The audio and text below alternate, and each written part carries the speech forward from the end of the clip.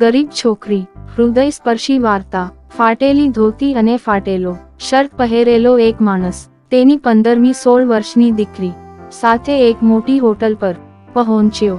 તે બંનેને ખુરશી પર બેઠેલા જોઈને એક વેટરે તેમની સામે 2 ગ્લાસ સાફ ઠંડા પાણીના મૂક્યા અને પૂછ્યું, તમારા માટે શું લાવું?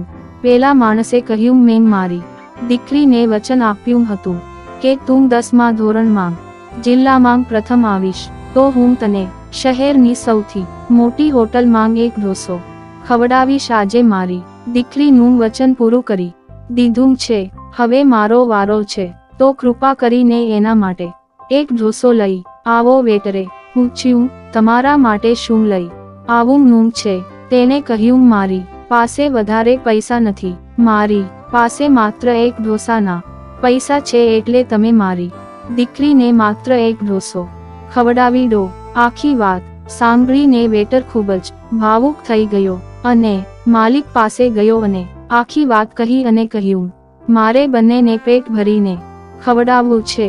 અત્યારે મારી પાસે પૈસા નથી, એટલે તેમના બિલની રકમ તમે મારા પગારમાંથી કાપી લેજો. માલિકે કહ્યું, અમે આવું નહીં કરીએ. આજે અમે આ હોનહાર દીકરીને આપણી હોટલ તરફથી એક શાનદાર પાર્ટી આપીશું. હોટલવાળાએ એક ટેબલ ને સરસ રીતે સજાવ્યું અને ઉપસ્થિત તમામ ગ્રાહકો સાથે ગરીબ છોકરીની સફળતાની ખૂબ જ ભવ્ય ઉજવણી કરી. માલિકે તેમને એક મોટી થેલીમાં 3 ઢોસા અને આખા વિસ્તારમાં વેચવા માટે મીઠાઈ ભેટમાં આપી દીધી. આટલું માન સન્માન મેળવીને તેમની આંખોમાં ખુશીના આંસુ સાથે તે પોતાના ઘરે જતા રહ્યા. ધીમે ધીમે સમય વીતતો ગયો અને એક દિવસે જ છોકરી IAS ની પરીક્ષા પાસ કરી તે જ શહેરમાં કલેક્ટર બનીને આવી. સૌ પ્રથમ તો તેને એક સૈનિકને એ જ હોટલ માં મોકલીને સંદેશો મોકલ્યો કે આજ રાતનું ભોજન કલેક્ટર સાહિબા હોટલમાં જમવા આવશે. હોટલ માલિકે તરત જ એક ટેબલ સરસ રીતે સજાવી દીધું. સમાચાર સાંભળતા જ આખી હોટલ ગ્રાહકોથી ભરાઈ ગઈ. નિયત સમય મુજબ કલેક્ટર સાહિબા તેના માતા પિતા સાથે હોટલ પર પહોંચી ગયા.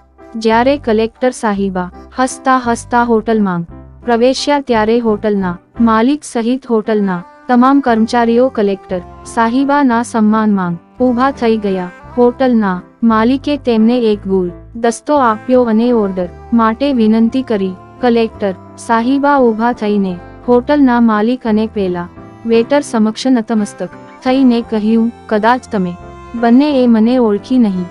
હું એ જ છોકરી છું જેના પિતા પાસે બીજો ઢોસો ખરીદવાના પૈસા નહોતા અને તમે બંને માનવતાનું સાચું ઉદાહરણ પેશ કરી ને મારા 10મું પાસ થવાની ખુશીમાં એક શાનદાર પાર્ટી આપી હતી અને મારા આખા મહોલ્લા માટે પણ મીઠાઈ પેક કરીને આપી હતી.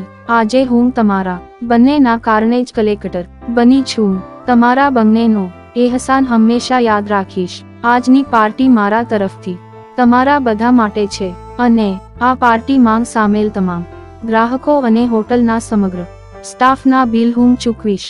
આવતીકાલે તમને બંને ને નાગરિક મંચ પર શ્રેષ્ઠ નાગરિક તરીકે સન્માનિત કરવામાં આવશે.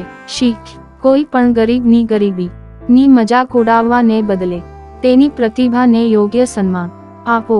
જો તમને આ વિડીયો ગમ્યો હોય તો લાઈક કોમેન્ટ કરો મિત્રો, સાથે શેર કરો અને ચેનલ ને સબસ્ક્રાઇબ કરો.